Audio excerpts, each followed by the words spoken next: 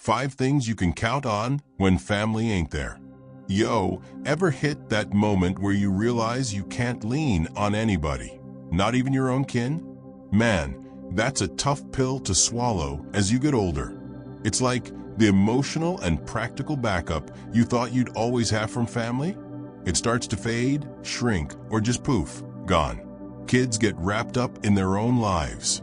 Siblings deal with their own aches and pains. Friends move away, get sick, or pass on. And all of a sudden, you're sitting there like, yo, who's really got my back? That question can smack you like a ton of bricks if you ain't ready for it. But here's the dope part. You can be ready. You can build a life at 70 or older where you're feeling strong, grounded, and straight up unshakable, no matter who sticks around or bounces. This ain't about being salty or bitter. Nah, it's about being wise. 'Cause real support, the kind you can count on at 3 a.m. or on a lonely afternoon, it don't always come from family. It comes from 5 other spots most folks sleep on till it's too late.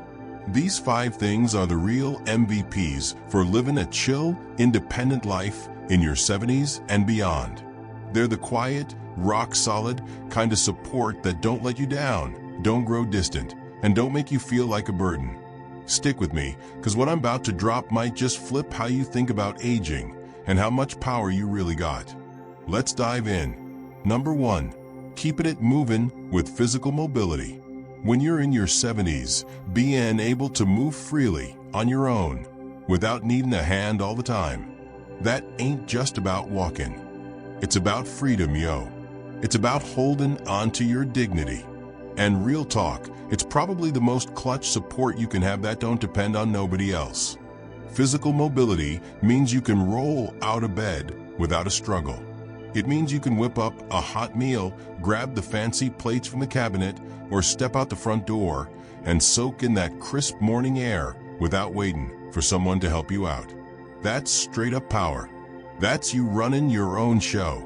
And most importantly, it's a kind of emotional boost nobody talks about, because it pumps you up with confidence and keeps the fear at bay. When you can move your body, you ain't stressing about being a burden. Now, let's keep it 100. Staying mobile after 70 don't mean you're out here running marathons or doing backflips. It's about taking care of your joints, keeping your balance on point, and making sure your muscles are strong enough to trust your legs. Little habits like stretching every morning, taking a 15-minute walk, or messing with some light resistance bands can change the game. And yo, it's never too late to start. A lot of folks think losing mobility is just what happens when you age. Nah, that's a myth. The more you move, the more your body fights to keep moving. Your body listens to what you do, not how old you are. Mentally, stay mobile keeps a big fear in check. The fear of being helpless. Most older folks got that worry in the back of their mind. When your body starts relying on others, your mind starts shrinking too. You second-guess yourself. You stop planning outings. You skip trips. You turn down invites, not because you don't want to go, but because you're scared you can't handle it. That ain't aging, that's shrinking. And you don't gotta live like that. Take Harold, a 78-year-old dude I met at a park in Florida. He's out there walking laps every morning with his cane, rain or shine. I asked him once why he's so locked in, and he hit me with, the second I stop walking is the second I start waiting for someone to help me, and I ain't trying to wait. I'm trying to live. His mobility ain't perfect, but it's his, and it gives him peace. He still drives to the store, still kicks it with friends on Sundays, and still climbs the 3 steps to his porch with pride. Not because someone built him a ramp, but because he refused to quit moving. Real talk, when you put a little work into your body, it pays you back with a level of freedom most folks don't appreciate till it's gone. Family might not always be around to drive you to appointments or help you up after a fall. But if your legs are strong, your core is solid, and your balance is steady, you can push those needs way down the road. You can keep your independence longer than most folks expect. And that's the kind of support that boosts you up, not just physically, but emotionally too. So if you're feeling stiff or weak lately, that's cool. Don't beat yourself up. Just start where you are. Move a bit more today than you did yesterday. Stretch while your coffee's brewing. Take an extra lap down the hallway. Every little effort builds something big. Your own solid foundation that's got your back every step of the way, no matter who shows up. Number 2, keeping your money simple. When you hit your 70s, peace of mind ain't about how much cash you got stacked in the bank. It's about knowing what you need, what you can handle, and how to live within your means without stressing or feeling shame. Financial simplicity is one of the realest supports you can lean on, and it's one of the few things you can control without needing anybody else. See, complicated finances are like carrying emotional baggage, juggling a bunch of accounts, trying to keep track of every subscription, or feeling swamped by credit cards. That ain't just stressful. It eats away at your sense of stability. And when you're older, stability ain't just about comfort, it's about surviving. Because no matter how much your fam loves you, they can't fix financial chaos. But a clear, simple plan? That's like a sturdy cane for your soul. Here's what most folks miss. Simplifying. Your money don't mean giving up control. It means taking control. It's about living a modest life that fits you, not what someone else expects. It's the freedom to buy what you need without overthinking every buck. It's like cleaning out a messy closet. Once everything's in order, your brain can chill. Mentally, financial simplicity kills one of the biggest sources of late life stress: uncertainty. A lot of older folks lie awake at night wondering, am I gonna outlive my savings? What if I need a caregiver someday? Those questions hit harder than physical pain. But when you know where your money's going, when your spending is intentional and your needs are covered without stretching, you sleep better. You stand taller. You feel steadier. Let me tell you about my neighbor Lorraine, a 74-year-old widow who used to be a librarian. After her husband passed, she sat down with a financial counselor and decided to downsize. Smaller crib, fewer bills, one credit card, and no more subscriptions she wasn't using. She told me, I used to dread check in the mail. Now I open every envelope with a clear head and a calm heart.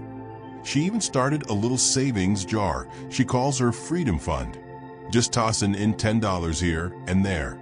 It ain't much, but it reminds her she's the one calling the shots with her money, not the other way around. What Lorraine did wasn't some big magic trick. It was a choice, a quiet, deliberate move to simplify her financial life so she could focus on living, not just getting by. Here's the real kicker. When your finances are simple, you don't need as many people to manage them. You ain't calling your son every time you got a billing question. You don't need a family member to break down the fine print.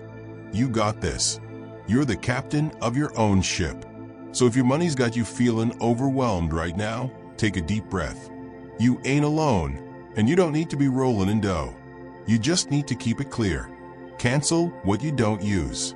Combine what you can. Write down what's coming in and what's going out. Make it so simple you could explain it to a buddy over coffee. Because at the end of the day, peace ain't in the numbers. It's in the knowing. Number 3, sticking to a health routine. At 70 and beyond, your strongest support ain't your kids, your neighbors, or even your doc. It's your daily health routine. I ain't talking about trendy gym sessions or pricey supplements.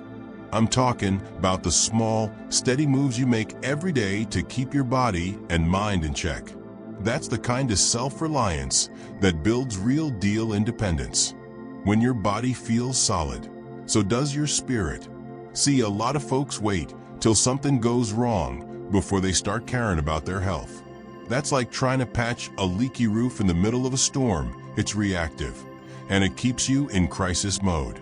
A consistent routine flips that script. It puts you in the driver's seat.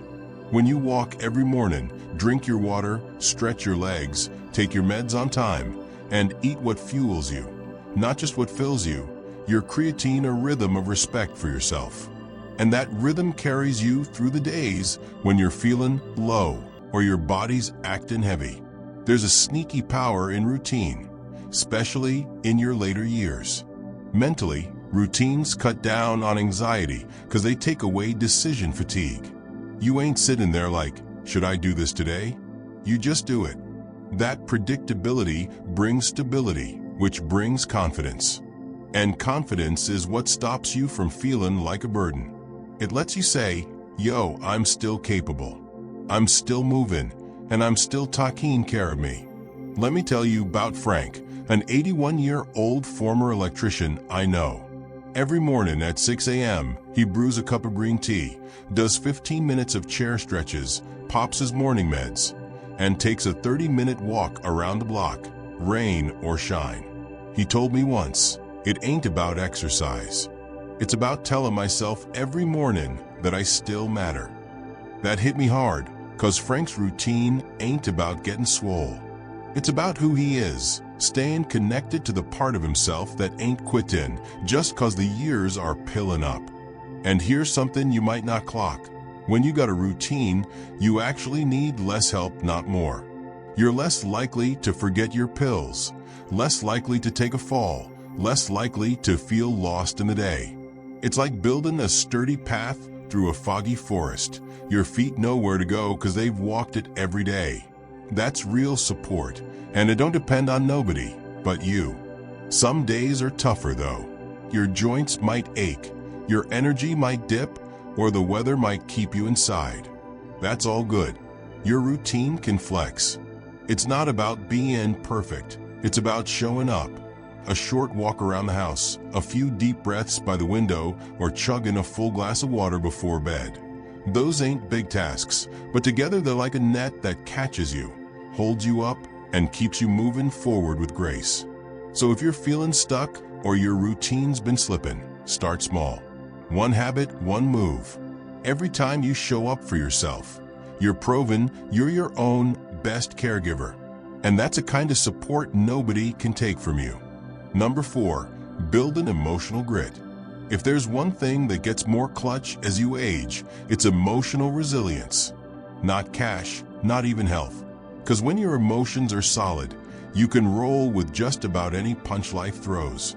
Loneliness, grief, setbacks, even the letdowns that sometimes come from family. Emotional grit is what lets you sit in silence without feeling empty or face tough times without getting crushed. By 70, life's probably already hit you with some heavy losses, maybe a spouse passing, kids drifting away, or health talking a hit. And the mistake a lot of folks make is thinking emotional strength means never feeling sad. Nah, that ain't it. Emotional resilience is about feeling the pain, but not letting it drown you. It's about letting the sorrow pass through you, not setting up camp in your soul. This kind of strength don't come from acting like everything's cool.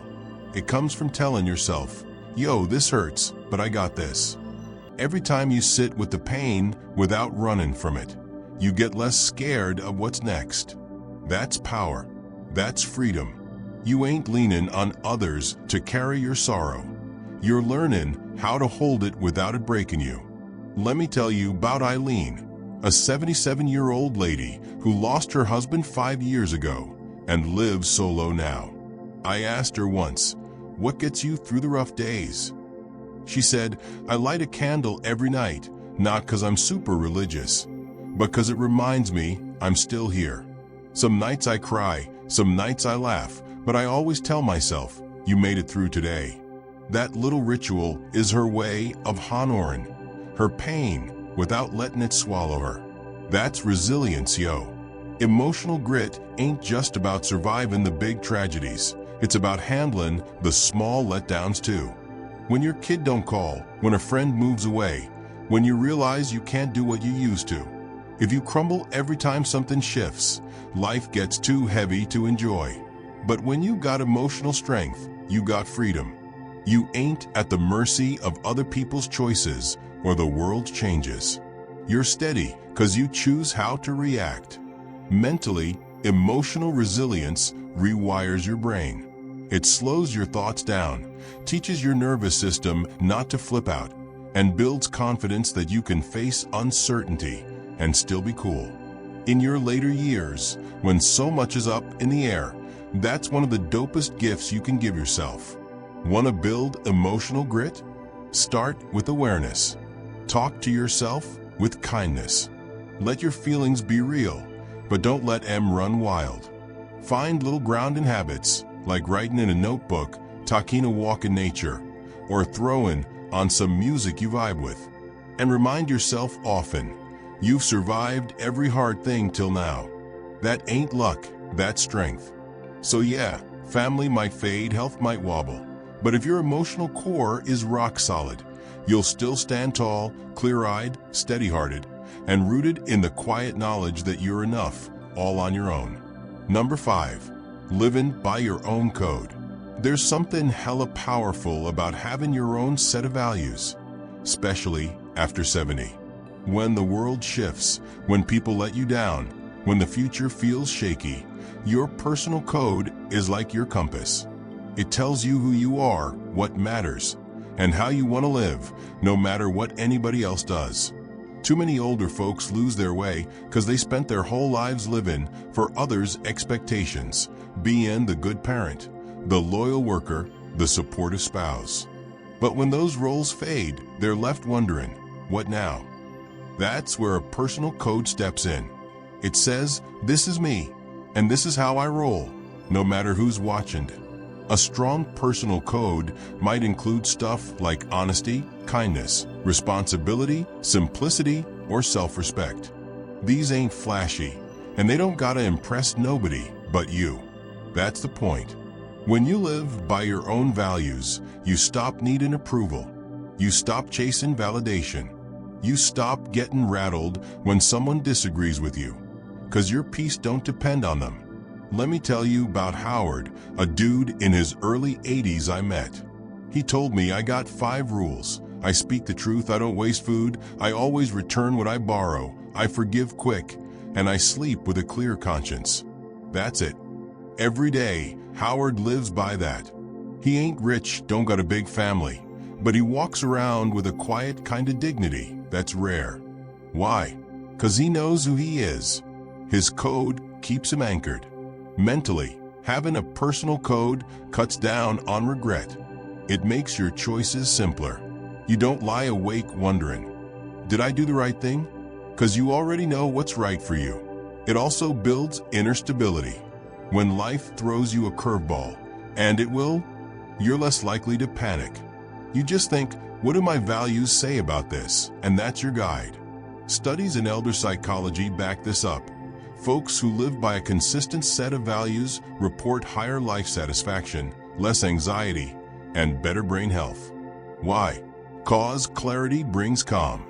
When your life's got a through line, a thread of integrity, it keeps you grounded. But here's the realest part. Your values are yours. Nobody else needs to vibe with them. You don't gotta explain them. You just gotta live them. That's what makes them powerful. Whether it's waking up early to catch the sunrise, refusing to gossip, being generous even when you got little, or staying curious about the world.